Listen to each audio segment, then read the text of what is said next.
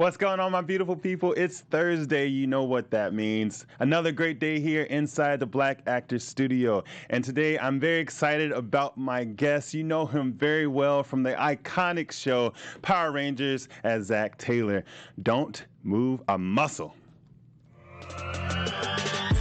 You're tuned into Black Hollywood Live, the world's first digital broadcast network devoted entirely to urban entertainment and pop culture. Tune in right now.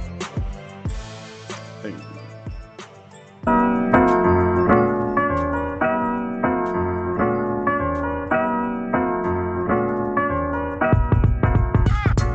What's good? What's good? Hey, the keys drop on that one. There we go. I'm on, right? Hey, what's up, everybody? Welcome inside the Black Actors Studio. Thank you so much for tuning in. My guest today, you've seen him on Family Matters, Step by Step, Moesha, Fast and Furious, the iconic Disney movie Brink. I'm excited to have you in this studio. Please welcome, the Black Actors Studio is very proud to have Walter E. Jones. Hey. So what's good, buddy? What's up, Danny? You good? I'm good. How you doing today? Man, I'm blessed. You know, blessed and aware. That's where I am. There you go. Yeah, exactly. There you go. It's so great having you in here, man. I've looked up to you along as a lot of other people. Well, I kind of look up to you now. You grew taller than me. Hey, we got you on a booster. So. Well, I'd like to thank you so much for coming in. I want to say congratulations, especially on the jewelry. You wearing it. Look at it. Hey, it's more phenomenal. More phenomenal. That's what it is. That's dope. We'll talk a little bit more about that later on in the show. Cool. But inside the studio, we always like to start at the beginning. Where were you born? Born and raised in the D, Detroit, Michigan, Motown City. Hey, Motor City. Motown City. That's it. That's what's up. And so, how was the dynamics in your family? The dynamics of my family. Well, I grew up around a lot of family, actually. Mm-hmm. My mom had 3 sisters, and my grandmother lived with her mother and her husband, my grandfather. So every Sunday was a time where all the family would gather. We would have, dinner, church after church. We'd go to church, then we'd go to grandma's house. All the families there, cousins, and aunts, uncles, the whole family, and it was a good time. It was a great way to grow up. That's dope. What was your father's profession? My dad is a minister. Oh, okay. Yes. All right. So mom and dad, they divorced when I was 4. Okay. They went about their own separate ways, and I lived with my mom for the most part, but dad was always there, and a great motivator to me in the sense that, seeing him be a minister and his energy and the way he captured people and spoke to people and inspired people is probably one of the things that inspired me to want to have that. Right. Yeah, for sure. That's dope. And did you have any nicknames growing up? Yeah. I had lots of different nicknames. Some of them I won't talk about.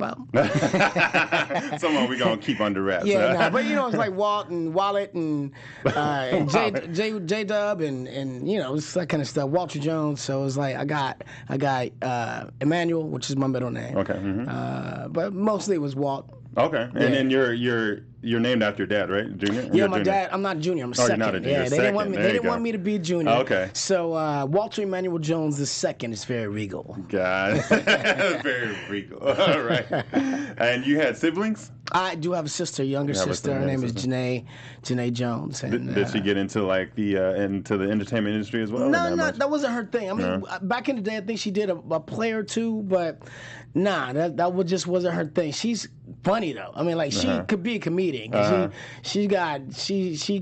words. She can chop you down. She's my younger sister, and the situation with her was she loves me to death, and nobody could touch me, nobody could talk about me, nobody could do anything, but she would dog me all the time. And she would do it in such a funny way because she was shorter than me, and she would talk about me, and everybody would be cracking up, and I would just look at her like, oh, I just could choke you to death. Well, of course I wouldn't. But she She's my little sister. I love her. That's what's up. Is she here in LA as well? Or she lives out here in LA. Yeah. Okay, dope. I got out here. I was like, she decided to leave Detroit, and I was like, well, you come to Cali, you ain't never going back. Right. So she's been here. Yeah, exactly. So now I got a niece, and the whole family arrangement. I love that. That's dope. It's good to have family around. For sure. Yeah, it's definitely great to have family, and you grew up with a lot of family around, so that was helpful. And mostly girls. Mostly girls. It was like I had three aunts. My mom and her 3 sisters, and then I had 7 cousins, and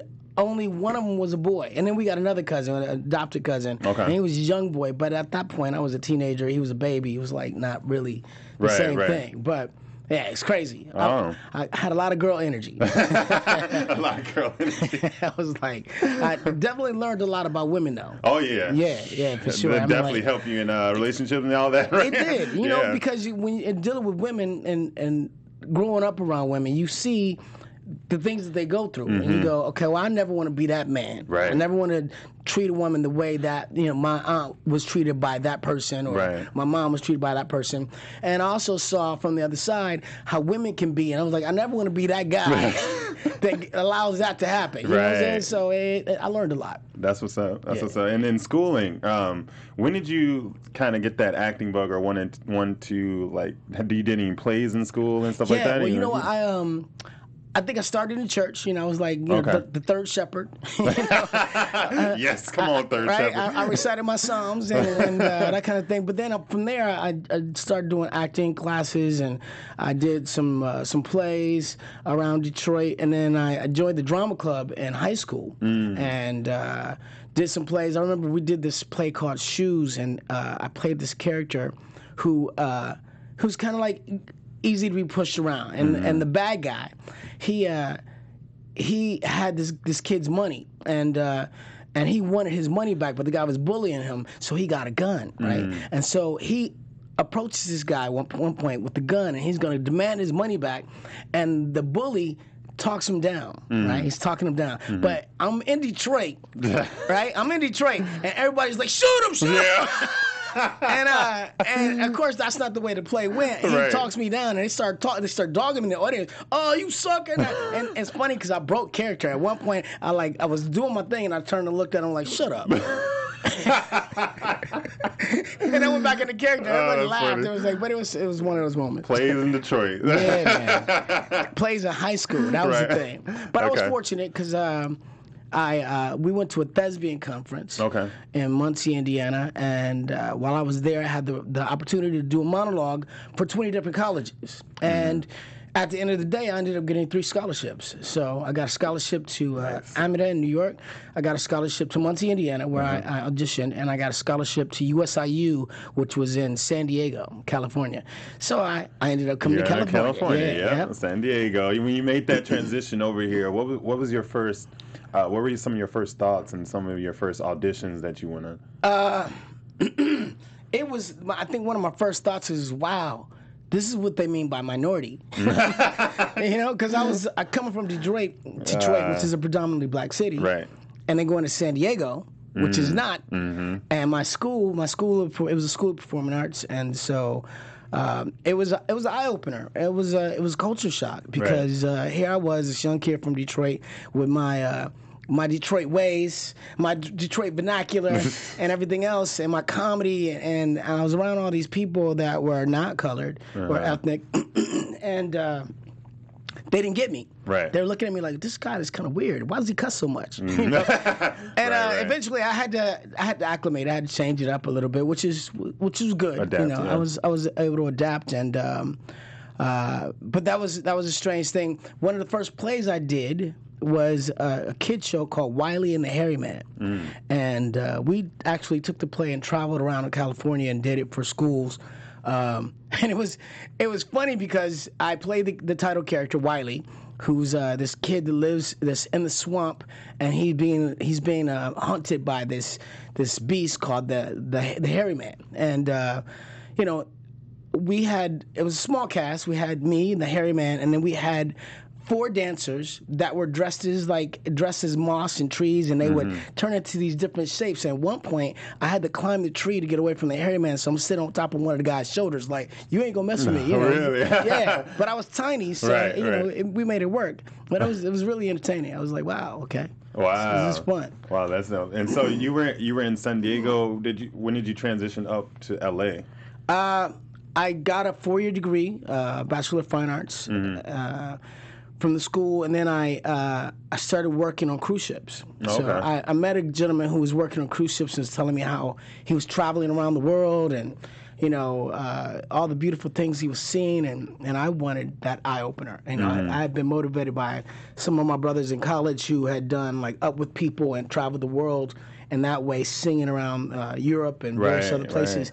Right. And when I heard those stories, I was like, man, I want to do that. So I auditioned for Princess Cruise Lines, and I got accepted. So I ended up spending 3 years on cruise ships, traveling around the world. I went to Indonesia, Malaysia, Hong Kong, Singapore, Australia, Mexico, Alaska, South Pacific Islands, Caribbean Islands. I mean, it was an eye-opener. Yeah, it was like, for sure. This is the world, right, you know? Right. So that was exciting, and I loved it, being out on the cruise ship and seeing all these beautiful places, taking tours. I took a helicopter tour on top of a glacier in Alaska. Oh, nice. I went, hiking in the woods of Alaska and saw bears and salmon, and I went to temples in Bali and saw volcanic sand beaches in different places, and went diving on the Great Barrier Reef. So it was that's light. Dope. Yeah, that's it was dope. light. It was good. That's awesome. Who were some of the actors or entertainers that you grew up looking after and inspiring you? You know what?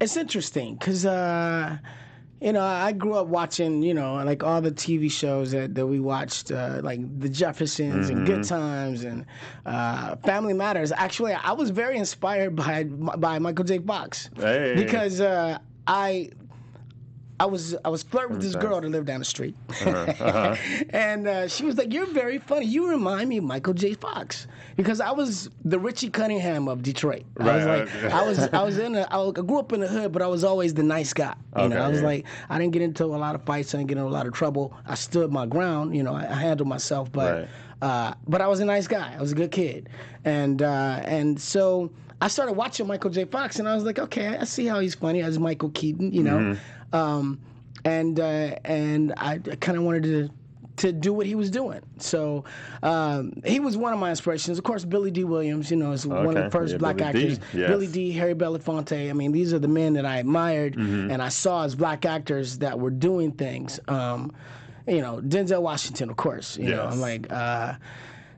I was inspired by a lot of different actors, man, but Michael J. Fox stands out to me just because that was so unusual. Right? Yeah.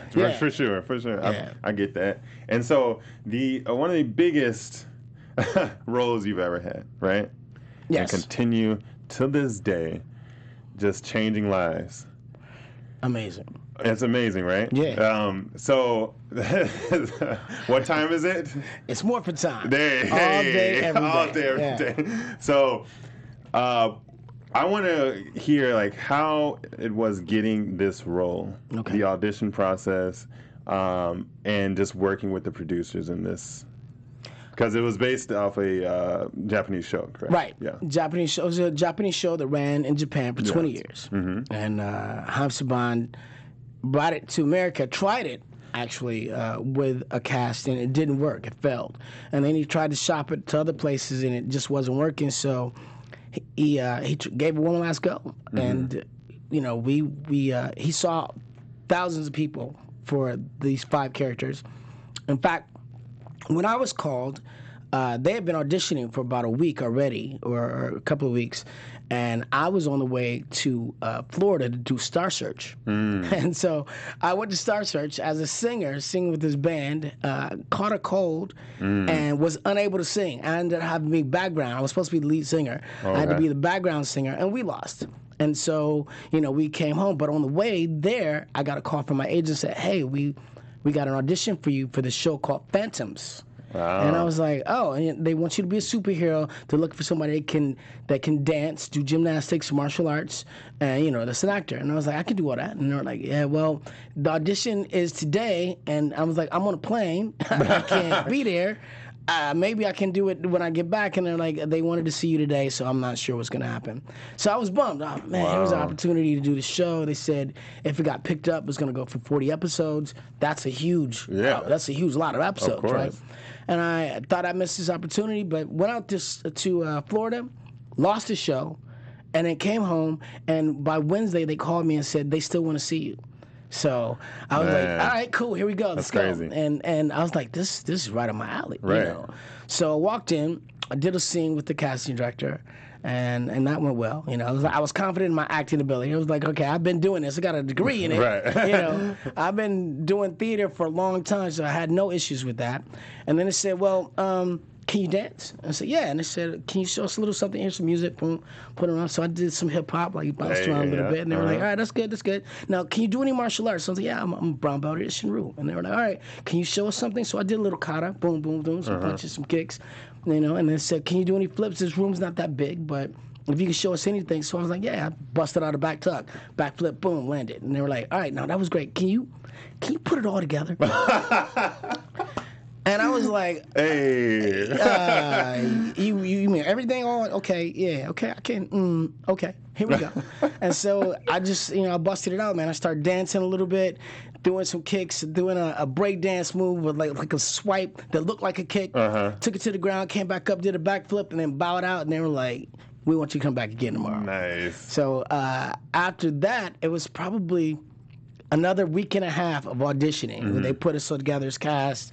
They took people in, took people out. They were trying to figure out, what they wanted. They ended up with 3 different casts. They had a short cast, they had a tall cast, and they had like a character-y cast. Really? And we had an audition for the networks and everybody else, producers, networks, so 3 different, we had to do a screen test, all the stuff, and at the end of the day, we walked away with the show. So that was it. Man, you came in there and killed it, though. Man. I mean, it's just crazy how, things happen for a reason, Yeah.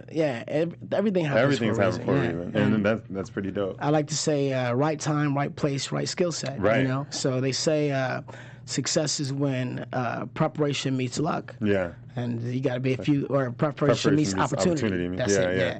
And if you get the opportunity, if you're ready, stay ready. Stay ready. So you have to get ready. right, exactly. Nah, I hear that. Well, thank you again for joining us, and I just want to do a quick shout out to Maria Menounos and Kevin Undergaro. Thank you so much for allowing us to come here every week and just share these amazing stories with you all.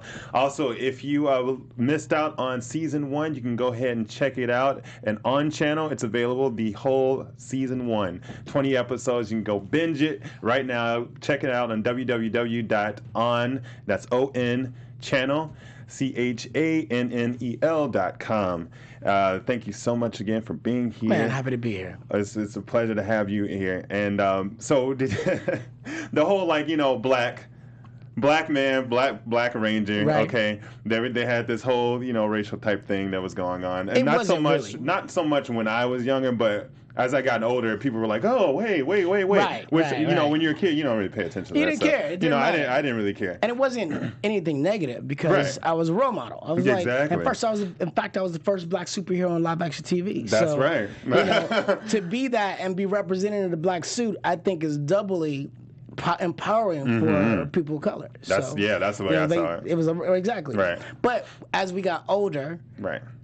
By the way, the Yellow Ranger originally was Latin. Yeah. So she wasn't, she wasn't like they set it up like that. Right. It's just coincidental. Okay. It just happened like that. Yeah. I was like, whatever. Yeah. Whatever. It's no, but it was amazing. I can go on for Power Rangers forever, okay? Forever. I mean, watching it since honestly, my siblings and I, we were just watching Saturday mornings all the time, and you were one of the people that I could relate to, and actually, like you said, one of the first black superheroes kicking ass on mainstream TV, it was amazing. I do want to talk to your relationships with the other Rangers now. Okay.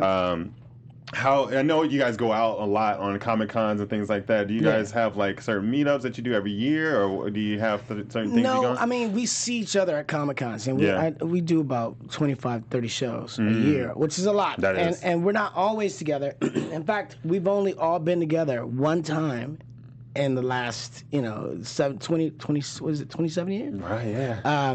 And that was for the premiere of the movie. And unfortunately, we didn't all take photos together. We took one photo, but Amy Jo found herself missing in that photo. And although we go, Jamie, come over here, she was like, what are you doing? This is a momentous occasion. Yes. It was like all of us and I'm Saban, and opportunity missed. But it is what it is. But we see each other at Comic Cons. And it's all love. I mean, we all live in different places, so it's not like we're all in L.A. anymore. Right. And everybody's grown up, got families, got kids, got relationships, got work.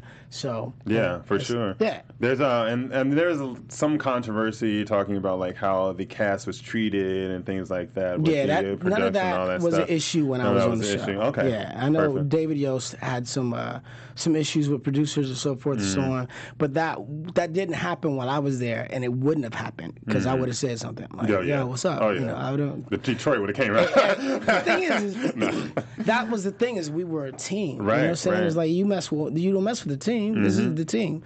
So I would have stood with him. Whether or not we all stood together when it was the right time to stand together is a whole different issue. But if I was there when that happened, I would have had something to say. Right. Yeah. So it didn't happen when I was there. For sure. And so I do want to talk about another iconic Disney film, Brink. Yes. Boomer. Hey. Yeah. So talk to me a little bit about that character and how the process was for that. You know what? It was offered to me. Okay. They called me up. They had my agent say, "Hey, we want Walter for this part," and I was like, "All right, cool." Crazy enough, I was probably about 28 at the time. Man, 28 or 29. That's crazy. And I, everybody else on the show was under 15 or 16 or under. And I remember talking to Eric Von Detten, and nobody knew my true age, but I remember talking to Eric Von Detten on the set, and he was like, "Man, you're always trying to be so cool." I was like, that's just how I am. He's like, you try to be so grown up. I'm like, I do try to be grown up. You just don't know how grown up I'm trying to be. Right. But it was cool. I mean, everybody was really cool on the set, and we trained together for about a week. They put us on rollerblades, took us down to Santa Monica, put out ramps and all kinds of craziness. We had X Game people coming to train us, and we were, going up and down on ramps on the rollerblades and all padded up and getting it. It was a lot of fun. I was excited. I was, I'm physically talented, so I picked up on things pretty quickly. I was jumping in the ramps. I was like, I was handling my business, and then Boomer broke his leg. Yeah, broke his leg. Broke his leg. Dang. People are still upset about that. They're like, he would have won. I mean, the good thing is the character became a catalyst for change, which is great. For sure. I know you can watch it again now, so I don't want to give away the story if you haven't seen it. But yeah, I really like the character Boomer, and he was one of those people that stood up for what he believed in. So for sure, yeah, that was cool. And you had your take on rollerblades in a couple of episodes of Power Rangers, no? Like you guys had we had rollerblades, and just all that stuff. My favorite though was the ATVs. Yeah, so the ATVs. I remember practicing for that, and me and Austin are out on the parking lot, and we're riding on the ATVs, and the PAs are like, "Okay, guys, be careful, don't go over 10 miles an hour. Work on your turns. You guys gotta look like you're proficient at this." And we're like, "All right, cool." And we're like riding around and being careful. Jason Dayford Frank comes out and jumps on one and just takes up over the grass, over to the hills, into the woods, and then you see him go over this hill, and he catches some air, and you don't know what's on the other side of the hill. So we're looking at him like, "Oh my God, did he just kill himself?" And also you see him come around the corner, and me and Austin looked at each other and went, we were like, we're doing this. We jumped in. Let's go. Let's go play. So that was fun. That's dope. What was one of your favorite memories on set? Favorite memories on set of Power Rangers or any set? Any set. I did the Shield. which with Michael Chiklis, and that was a really cool character. Played Rondell Robinson, and great cast. Walter Goggins and various other people. CCH Pounder. I mean, just some really talented people, actors, and I had a scene with Michael Chiklis where he is throwing me off a roof. I'm his CI, and I'm acting up or whatever. I'm kind of doing too much, and I'm not kowtowing to his, his masterness of, the head cop. So he's trying to throw me off a roof, and when they did the scene, they had me tethered. So they had a steel wire going to a harness that I was wearing under my pant leg, went all the way up, hooked onto that, so I couldn't go any further than a certain place. And he's hanging me off over the roof, like, we're probably like 4 or 5 stories up. And Mike got a little excited sometimes. I mean, his character was pretty intense, and sometimes he got a little overly physical, right? And so I was like, all right, I'm tethered to this rope, I'm good, and he's like doing the scene, and I got the fear because I got fear of heights anyway. Yeah. And I'm like, all right, so we're doing the thing, and then they go, all right, so listen, Walter, for the close-up, we wanna take you off the tether. Is that okay? Because, we're just we want to get this, and we don't want to catch the wire. Of course, they weren't going to catch the wire. It was close up. What are you talking about? Right. I understand they were trying to get more fear, maybe the more. And I was like, all right, we can do it. And Mike, he's gearing up in character. He's got the angry face on, and I just tell him, I go, hey, Mike, if I go, you go. So I grab his belt. He's got me hanging over the ledge. He's gonna push me by my shirt, and I'm holding on to his belt like, bruh, I'm just telling you, I ain't going by myself. Wow. But, and then after we had done that, maybe a week or so later, they had the Emmys, and he was up for Emmys against James Gandolfini and various other actors. And the very next day, I went on the set, and it turns out it's just me and Michael Chiklis in the makeup room. And it's just us, and he's telling me stories about what it was like to win that Emmy that night with all these other actors, and he was talking about how James, who had won like maybe 3 times for Sopranos, everybody kind of give him props, so good job, good luck, whatever. And he went over to James, and James kind of just gave him that, Tony Soprano nod, like, yeah, whatever. Kind of thing. And then he won. He was telling me how excited he was and what it felt like, and that was a really cool moment for me, because it was like, I didn't win an Emmy, although he said I should have been nominated for one of the scenes we did, but to be in that moment with him and to hear his story, I thought that was just really cool. I mean, he's such an artistic guy. Like, his character was so intense, but he's a jovial person. So right before we'd go into a big intense scene where we're talking about, guns and murders and whatever, all this craziness, we'd be singing songs. We're singing at the top of our lungs, and then they go action, and we jump right into it. Wow. And so the challenge of that was fun to me, because I was like, oh, here we go. All right, I got my chops. Let's go. That's dope. It was cool. That's what's up. You mentioned that you guys had your reunion type of thing when the movie came out. Yeah.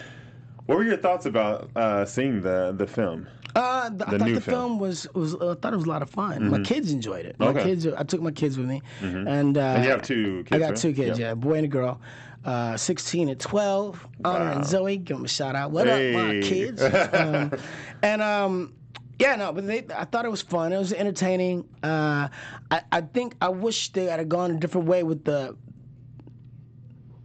message, not the message, but.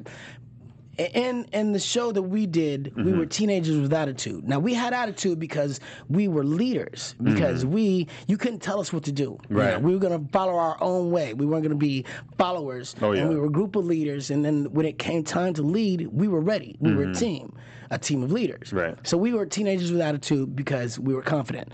They, in the movie, were teenagers with attitude because they were delinquent. Yeah. And they weren't powerful before they got the coin. The coin they found, and it was like a thing of luck, and they became inadvertent heroes. So they didn't really know how to lead, and then it was the process of them becoming a team. That was the whole story. I don't think that's as powerful for kids, because I think we inspired a lot of people to be a lot of great things because they wanted to be like that. So they did their best. They did their best in school. They did their best in martial arts. They did their best as dancers. They said they wanted to be ready. You know what I'm saying? I wish they had followed that message. Right. Yeah. That's my only grievance. And that and my mastodon looked like a beetle. Mastodon looked like a beetle. My mastodon. I was like, that's I was like, what y'all doing to my mastodon, man? And no hip hop keto. And I think that was important. Yeah, that's what we love. I mean, that's what we loved about Zack. That was a staple of Zack Taylor. Yeah, that was man. The only Power Ranger with his own martial arts. Yeah. That was amazing. And so it's on Netflix now. You know this, right? Yeah, you can watch it from the very beginning until now, and it'll take you about a week and 8 days. Really? Which is forever, because 8 days is more than a week. But 3 weeks. Yeah, there you go. Or 2 weeks. It can take. I mean, from one. If you don't get off the couch and you watch from one episode to the next, you won't get up for a week and a half, I swear. Have you watched any of the past episodes or recently in the past couple of years, or you just not really don't watch them anymore? No. I mean, I enjoy watching the show. When it was on TV, I would sit down with my kids and watch it. Sometimes with them. I haven't seen any of the new episodes. It's just not that I have a thing with it. It's just. It's just not. Yeah. I was like, exactly. I didn't get to. I watched them when I was on it because I wanted to see my work. What did I do? Of course. How did I look? Did they capture this moment? That kind of thing. But I can't tell you where it's at now. They were in space. They're in dinosaur land. They were in Back to the Future. I don't know where they at now. It's ever changing. Well, what happened was after we left the show, the producers decided to make sure that the cast was not as important anymore because we were on. You said you watched it every Saturday, but it was actually on 5 days a week when the show first came on. It went from 5 to 6 days a week. It was Monday through Saturday, and so after we left, after they did the movie with the new cast, then they start changing casts every season. And what that does is it allows them to make new toys. So then they can have new toys every season. Right. So Jungle Fury, this. Right. So the characters stop being as important. Exactly. Like we don't fall in love with the characters too much because they're gone the next thing, So, but I get that for sure. As right now, do you find yourself because you're doing a lot of Comic-Con stuff, so what else is on the plate right now for Walter E. Jones? You got your jewelry going. What else is? Yeah. Well, we got more phenomenal. Got the jewelry. This custom chains. Which looks dope. It's dope, right? This is the high end one right here. Black diamonds and sapphire. You got the mastodon on the back. It's kind of nice, right? Yeah, I love that. Make sure y'all can see. Yeah, make sure you get a close up on that. Yeah. And you guys can follow me on my Instagram if you want to get more information on how to get that. Yeah, for sure. Walter E. Jones at Instagram. And I'm actually doing a film. I got a film coming up called Memoirs of a Fighter, so I'm excited about that. Nice. And I am for a few other things that I can't talk about. Right. But yeah, good things are happening. Awesome. Between the Comic-Cons and television and film stuff. And that keeps you going. Like the Comic-Cons. How many have you done this year so far? I got one more this weekend and I'll be done. But somewhere between 25 and 30 shows a year, and it's international. Our shows in 40 countries, and there's like so much merchandise. Man, we have three different comics out right now.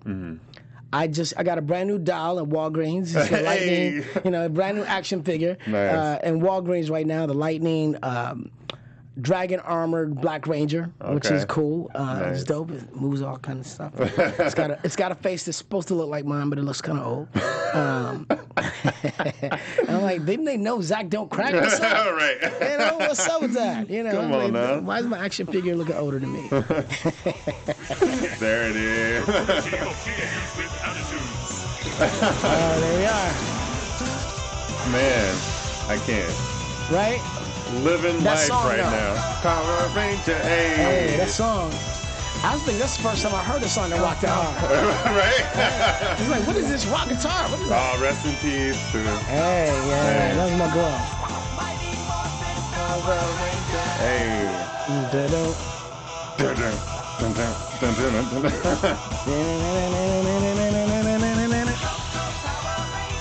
Wow, Buck and Those guys, Skull. awesome. Great actors, great people. Check it out, Mastodon. He's the chest and the arms. So without the Mastodon, man, Megazord can't fight. Man. There it is. Love that. 27 years 27 later. 27 years, man. It's crazy. It's still rocking harder than ever. I know, and I'm only 29. I don't know how that happened. That's crazy. Like, I did say Zack don't crack. You did say Zack don't crack. Yeah, man. Hey. So this is a part of the show where I go into a special segment of fast questions, okay? Wow. Here we go. So I'm going to ask you some questions. You give me the first thing that pops in your head. Okay? Okay. All right. What's your favorite word? But this is not going to go well. We on a good track already. Here we go. That is not my favorite word. But it's the first thing Good thing to look at, I guess. Hey, it is. Least favorite word? Least favorite word, cry. Cry, okay. What's something that turns you on? Happiness. Something that turns you off? Racism. Yeah. If not the Black Power Ranger, what color would you be? Black Power Ranger. Hey, I ain't changing. Sound or noise that you love? Baby's giggles. Sound or noise that you hate? Chalkboards. Ooh, Scratching on the chalkboard. Ooh, yeah. That's not. What profession other than your own would you like to participate in? I'd love to be a singer. Singer, okay. And what profession would you absolutely not? Janitor. Janitor. Who's someone that you would love to work with? Denzel. And if heaven exists, what would you like to hear God say to you? Well done, son. Well done, son. Well done. All right. Nice. And well done. There it is. There it is. I can't believe the first answer was but. I like big. What? No, I'm saying. I like big. It's funny. I went to Brazil and I was asking them what to say in Portuguese, and the first thing they told me was "bunda bonita," which is beautiful butt, and I was like, okay, well, I guess. You know? That's what they said about you? Yeah, no, that's what they told me I was supposed to say. I was like, what's a good thing out here to learn? Well, teach me some Portuguese. Bunda bonita. I was like, who can I say that to? How do I not get shot? Like, how does that work? Who am I going to offend? I don't know. That is interesting. Yeah. Okay, well, that's a life learning lesson right there. I'd like to know that. So real quick here, Hollywood is changing, right? Yeah. We see it changing. We're seeing being more progressive, and people of color are lighting up the TV screen and all that. Where do you see Hollywood going in the next 5 years? And you have any input of where it's at now? I'm excited. I mean, Tyler Perry just opened his own movie studio. That is like, come on, man. That is like superstardom right there. Right. There's so many possibilities, so many avenues, media. There's so many stories that are now going to be told and that will be heard by the world. So I'm excited about that.